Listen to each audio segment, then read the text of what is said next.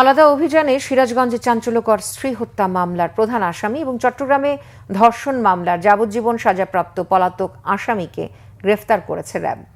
শনিবার রাতে গোয়েন্দা নজরদারির মাধ্যমে স্ত্রী হত্যা মামলার প্রধান আসামি মোহাম্মদ সবুজ আহমেদকে চট্টগ্রাম মহানগরীর সদরঘাট এলাকা থেকে গ্রেফতার করা হয়েছে।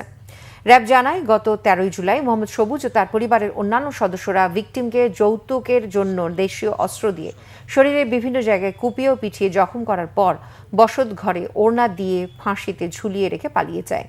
এ ঘটনায় নিহতের বড় ভাই সিরাজগঞ্জ জেলার উল্লাপাড়া থানায় একটি হত্যা মামলা করেন।